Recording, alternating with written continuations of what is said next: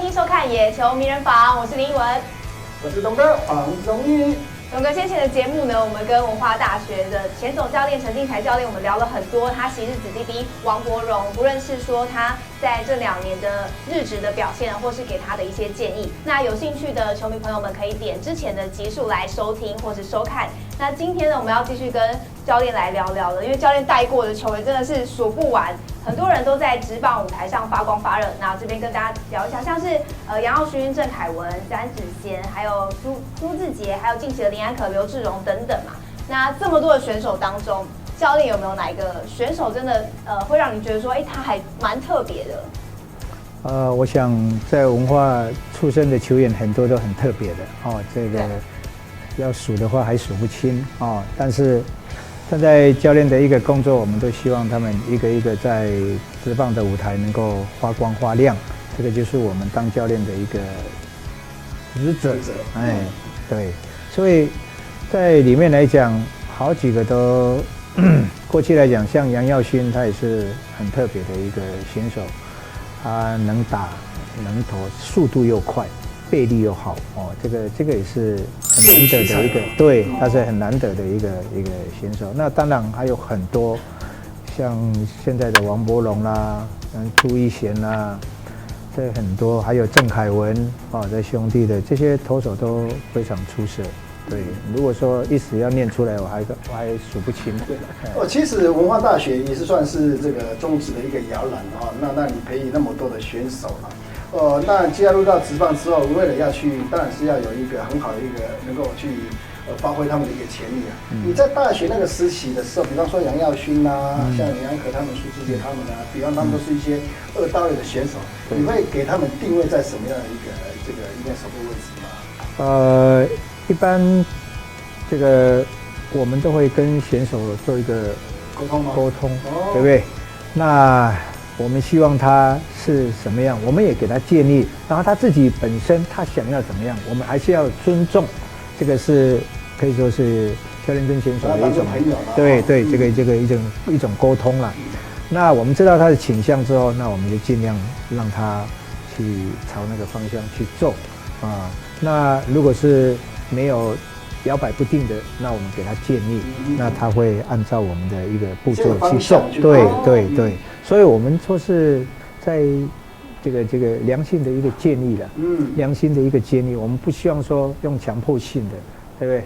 因为这个东西，选手他自己本身有他自己的一个嗜好，像林安可在大学，他就完全不打击，他就是要当投手，那我们还是要尊重。因为我为什么会提到这样的一个问题，你知道吗？因为在进入到这个选秀会的时候，那叫球团这边都有他的一个选秀的一个考量啊，比方说黄宗义是那个内野手啊，或者是这个林依文是外野手，那这个球团的考量说，我可能要补强的一个位置是在投手这一块，或是野手这一块啊，所以说因为在这个大学时期，因为我刚才有讲过文化大学时期摇篮嘛，当然就是希望说他们有一个比较好的一个守备位置的一个优势。对，所以我们这个是尊重他嘛。他如果说他将来要走，他认为他当投手可能对他比较有利，我们不能强迫他说，你不要当，你来当收什么位置，因为这样是阻断了他的一个将来的一个出路。所以我们都会有一些跟他做一个良性的一个沟通，然后如果是他要自己摇摆不定，我们给他一些建议，让他觉得也许教练这样会比较好。对，就像刚才有提到过林安可就像这个我们这个常总教练讲林安可在大学时期没有参加过打击练习，对，没有打击，对，所以林安可他是属于一个很有天分的一个选手，在大学时期呢，当投手呢，可以说是这个时好时坏。他这个，因为他有时候手会对，他有时候是会受伤，有时候手这个不是状况不是很好，但是他就是喜欢当投手，他喜欢那种一夫当关的那种感觉，所以要他去打击，他投完球他就看不到人影，他说去做体能，然后跑去做体能。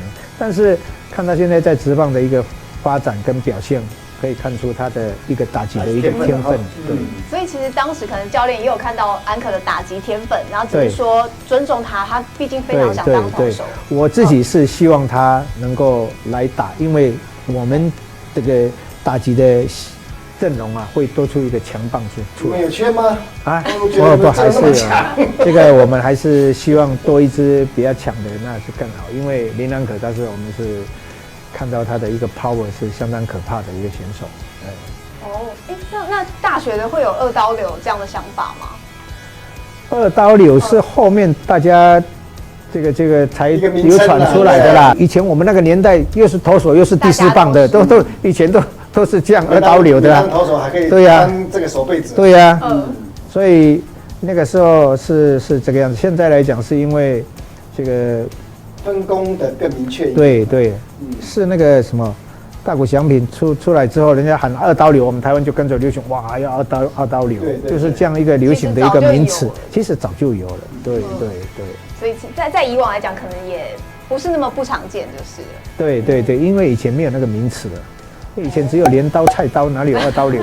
其实我在从这个聊到这个话题的时候，日本、美国都有二刀流的选手啊。对。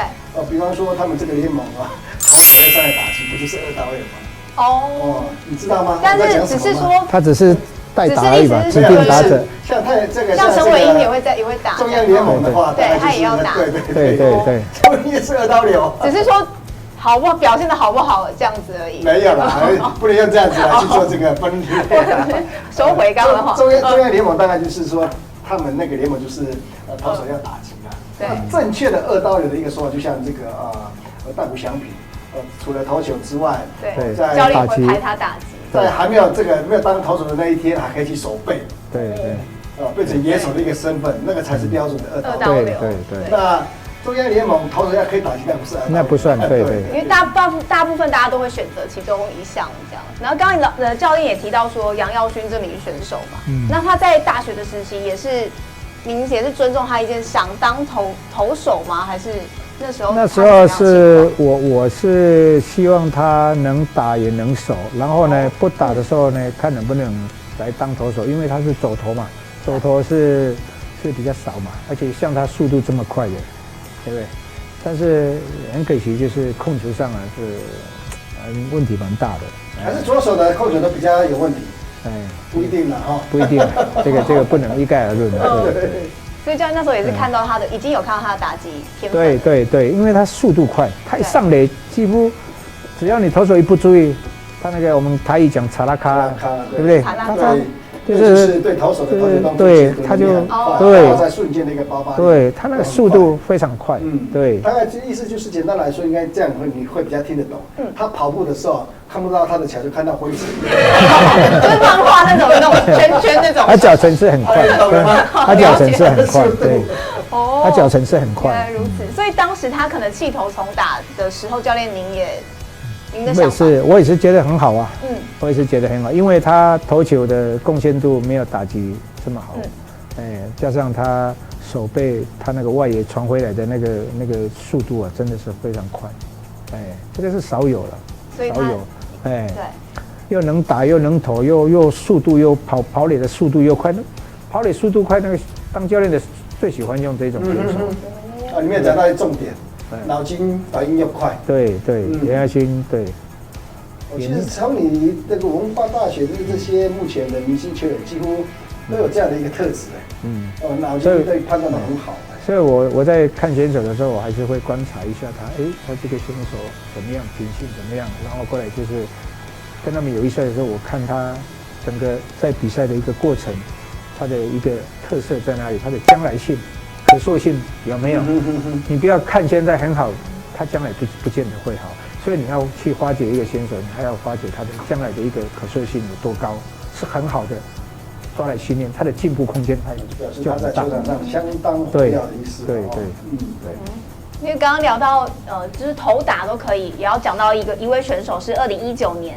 在亚锦赛对大家说他是一炮而红的刘志荣对教练对他有什么样的印象？刘志荣呢，他是高三的时候入选中华队，那时候我有找他，后来他们教练有跟我讲说他手不太舒服哦，这个要让他守野手。对，那我说没有问题啊，我来这边我不一定要用它，因为我找来的选手，我都希望除了栽培他，我们是看他的一个将来。我们不要把选手在你大学的时候就把他抹杀掉，让他呢，这个整个棒球的生涯就断送。所以我找来的选手，我都希望你只要有伤 ，OK， 整个让你休息。所以刘志荣他高青棒的时候当投手完回来，我整整让他休息了快3年。所有选手来这里，我都是这样，你只要有伤，好，你休息。我不一定要你这个时候就马上为文化这个下命就对贡献你的一个力量，但是我是看你的一个将来，我们是栽培你将来棒球走得更好，我们是这样的一个心态。有就是说一个目标让他去做这个训练的一个方向嘛，比方说你给他当投手啦，或者当野手这样的一个身份。他因为很多高中选手投手都是这样，他没有当投手的时候，他会去守固定的一个位置。那刘志荣他就是当投手，没当他就是守游击嘛。那我们就是对，所以我们也是顺着让他这样，就是不投球，你就休息，你就去守。对。因为刚刚教练也都讲到说，像林安可他是都没有打击嘛，大学时期，然后刘志荣是大4才出来投。对，都是非常有天分的这样子。对，他那时候手好的时候，其实大3下学期就慢慢有在投了。他从这个20个、30个，慢慢渐进式的一个调整，增加他的强度。对，所以后来呢越投越好，在比赛的时候下去投就一炮而红，速度就爆发出来了。其实也当然是就刚好那个时期有这个机会出赛，就一炮而红了。当然就是从你这样子慢慢的这个保护啦，慢慢培养啊，慢慢让身体越来越强壮所以才有这样的一个表现啦。对。那也想要请教练聊聊，因为可能前面的集数我们有聊柏荣的个性嘛，那像志荣他的个性是怎么样？因为其实，在国际赛投球压力也蛮大吧，尤其大家又可能前面他不是那么知名的选手。这样，所以他当时可以顶着这个压力，然后又是对日本队。对。我想，当他的一个状况好的时候呢，你不管对什么队啊，他都可以发挥出来。当一个投手你状况不好的时候呢，你就是对弱者你也投得不好，就像打击一样。我状况好的时候，你再好的投手我不怕，但是我状况不好的时候，再软的投手，那种阿萨布鲁的你也不见得打得好。对。这个就是他已经自己信心，这个已经投出来了。对他的爆发力，他速度，他相信他自己的速度，所以他对日本他根本就不怕。我按照我的节奏，我按照我的投球，我按照捕手的一个配球，我按照那样一个目标去投，他就是这样，他不想太多。所以状况好的时候，他不用想太多。我相信啊，我在从比赛的一个过程当中，他一定有这样的一个自信心。对，如果我有155公里的速度的话，我怎么怕呢？我投进去，我只想投进去而已，我还考虑那么多，对不对？98迈就对。那如果是以个性来讲的话，教练会用什么形容刘志荣？对，很奇怪，你要讲这个，我又想到王柏荣，他也是属于比较差的一个。刘志荣他也会。运动员都会这样吗？不是，他们2个是比较特殊了。所以很杰出的都会这个样子现象。其实刘志荣他也是有点闷骚的那个，他也是不太爱讲话。你看他有时候就是让你静静的，不太爱讲话。当然你主动找他讲，他也会讲啊。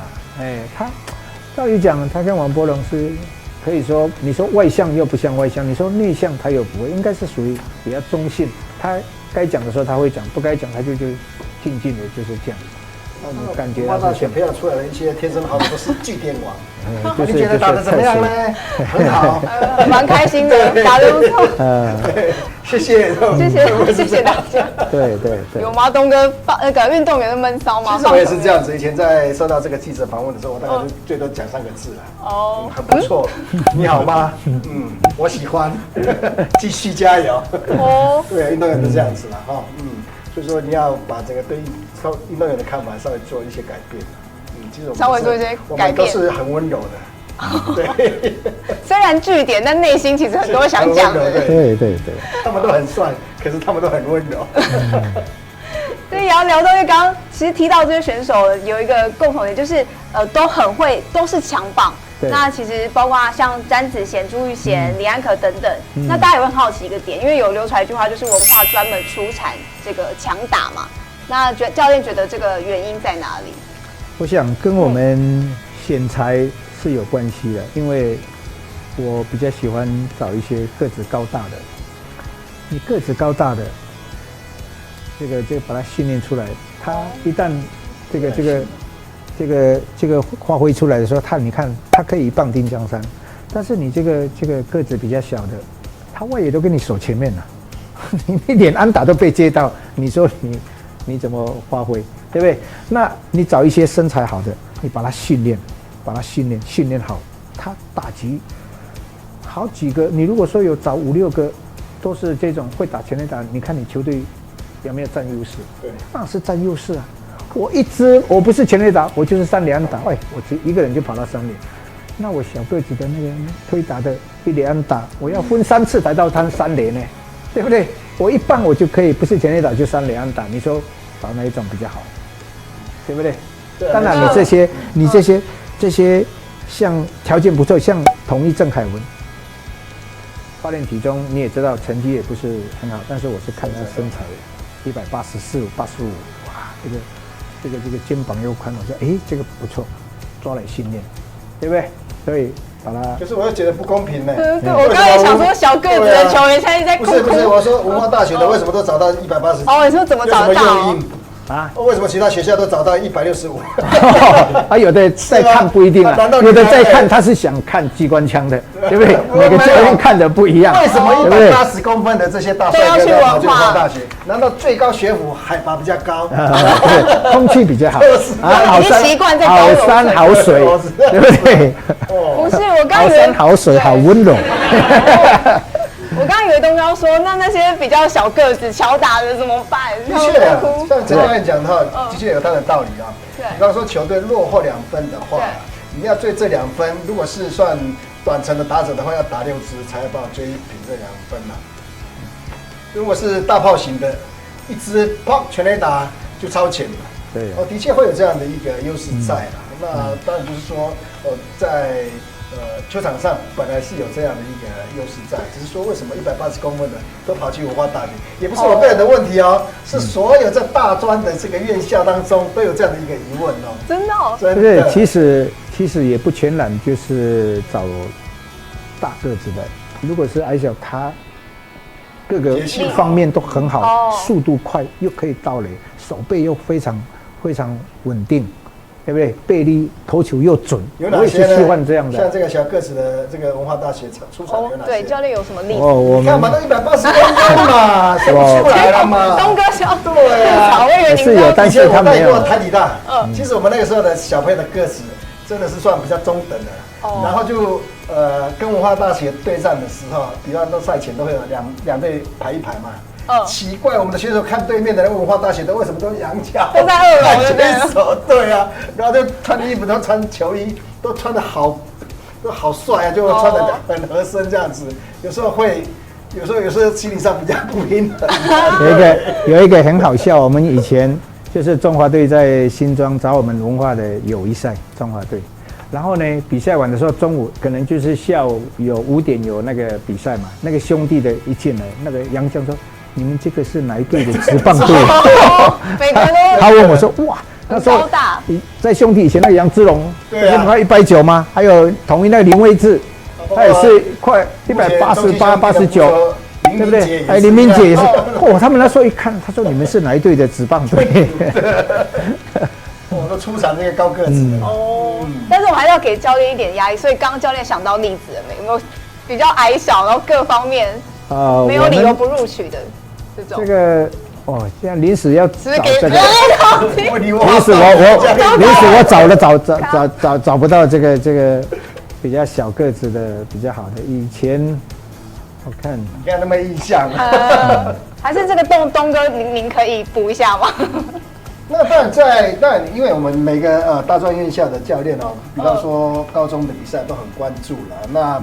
那就是去看跟这个学校的一个高中教练来去建议说能不能来就读我们的一个学校了。那最后的一个决定还是要看家长，跟小朋友他们所要去就读的这个学校是在哪里啊？那当然，可能我们陈教练这边给予这个球员的那种期待。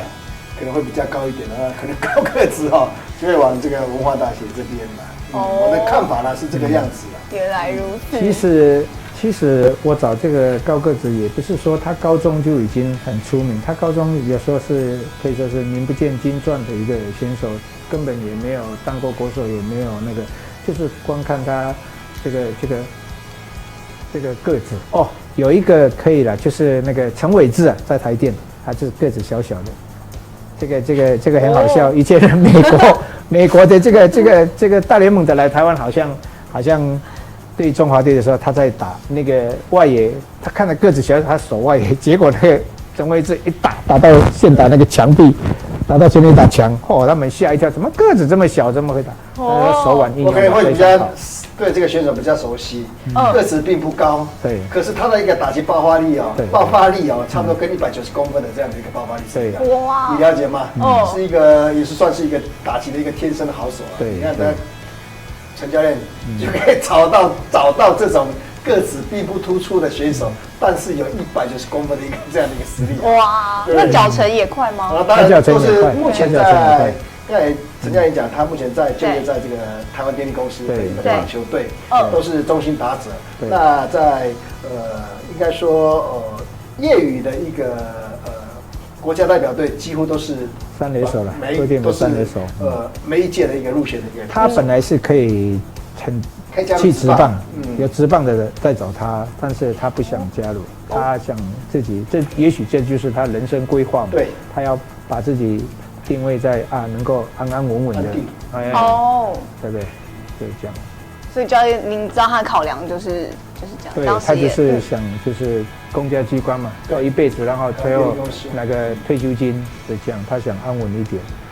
对，因为他也许也有他自己的考量，因为他不是身材不是那么突出，这个职棒的一个汰换率又非常高，那他认为他没有办法这个站得稳了。对了，也许这个是他的考量了。主要就是职棒的一个竞争的，对，竞争环境太大了。选手有选手的一个考量。对。所以我们也给185公分以下的选手们先不要气馁，没问题的，不要气馁，还是有机会的。我就是了，对，像这个就是很多人要，虎背熊腰他是虎背熊腰的。你说这个膝盖跟大腿一样粗的呀？对，虎背熊腰，教练一直提到这个词。对啊，他就是要有这个条件啊，要不然他怎么打全垒打呢？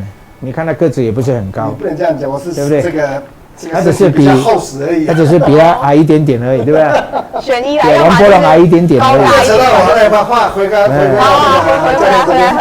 好，就是担任文化大学的教练，时长真的也非常的长嘛。对。还有没有什么有趣的故事或印象深刻的故事可以跟我们分享？我很注重球员的一个素质了哈，还有表达能力，所以我在文化期间呢，每一次这个寒暑假我们都会上一个说话课知道特别。然后杨耀新第一次大一嘛，高中刚毕业，叫他们1年级先上，杨耀新先上来，结果呢，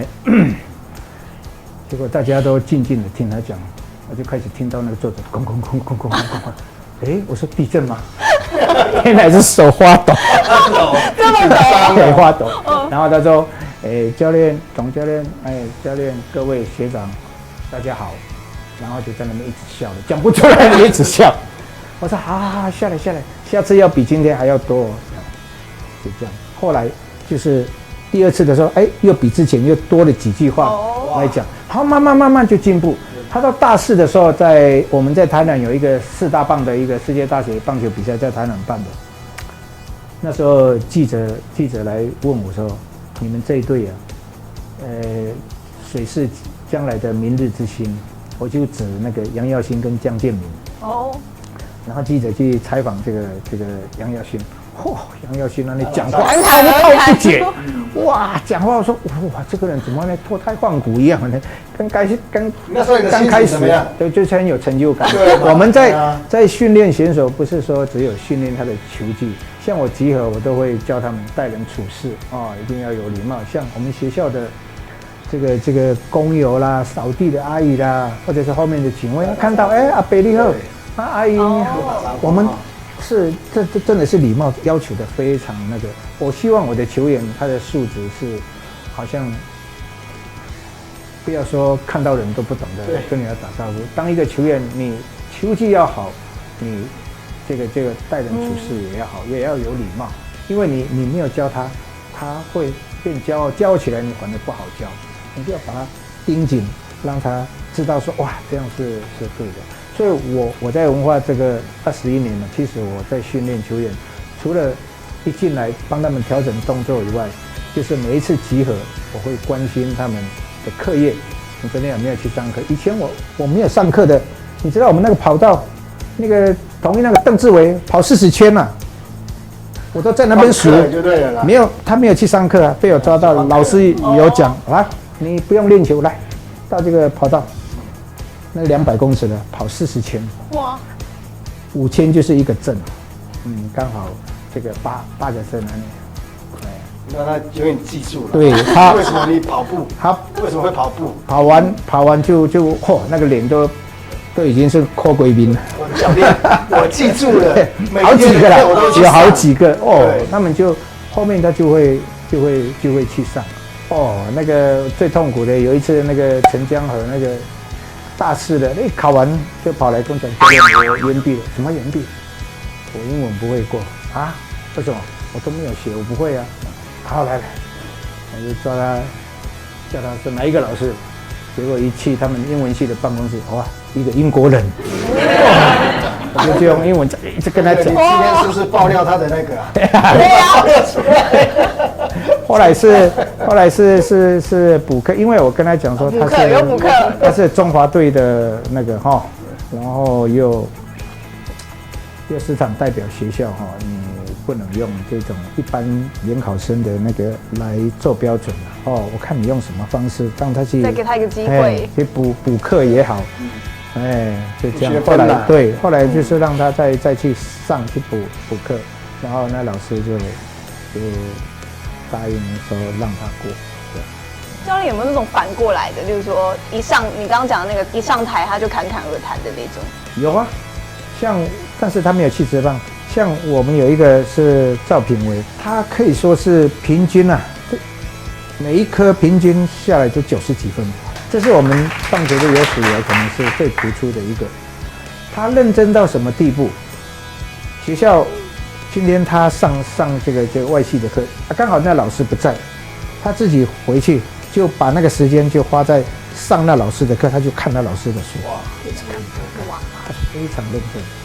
他非常认真，他平均90几分了，你看，他班上他第一，对，他球也打得不错啊，对不对？只是没有到职棒，对，他平均90几分。现在的发展是什么？他在好像是。他现在是在台南那个业余的社会组的球队。对，他在打球，对。他很认真，他不管练球、读书，他都是非常认真的一个选手。这个很难得的一个选手。对，他很难得，对。那教练有没有哪些选手是特别搞笑之类的？搞笑的很多啦。我们去台东一地训练，然后刚好碰到丰年祭啊，那我们练完球下午我们就带他们去见识一下丰年祭啊，他们就跟着他们跳你知道丰年祭人家都会倒那个米酒嘛，到你那边他就这样倒给你，他不知道啊，他以为说哇，人家给我倒的话我不喝，等一下会被杀头了，结果人家一给他的他就干杯，然后等一下。印的过来，又轮到他又是干杯，你知道那个杯子米酒它是很烈的，你知道吗？酒精成分比较高。对，他喝了第4杯就跑到后面去吐了，你知道吗？所以其实可以不喝，可以就是随意喝啦。知道，他随意可以了，不一定要干杯，因为他不知道嘛，他不知道，他就每一次，他就每一次就干杯这样啊呢。不是吗？我在我的这个认知当中都是要干杯的。哦，是要干杯。你是酒量不错，他是酒量不行，他没有。他喝酒的，他只是误解那个动作也蛮对，他拿得很自然了。对，他就是这样手腕练好的。是啊，曾经受伤，对不对？因为喝太多杯了。他手腕在练得这么好，你没有看，对不对？这蛮有趣的。对呀，我们去台东这个去训练，然后对，然后就带他们见识一下这个阿美族的这个原住民的翁灵祭。东哥，那你们以前球队有什么那怎么讲康乐鼓掌的存在吗？就是一定会有人特别欢乐。选手本身就有他的一个选手会，那大概就是大概1个月就大概就会缴多少的一个会费，然后大概就不定期的去做聚餐嘛。那当然就选手本来也是要有互动啊，比方说你这个月份是寿星的话，那透过这个应该说选手会来去买一些蛋糕啦，或是这些餐点啊，来去一起庆祝啦。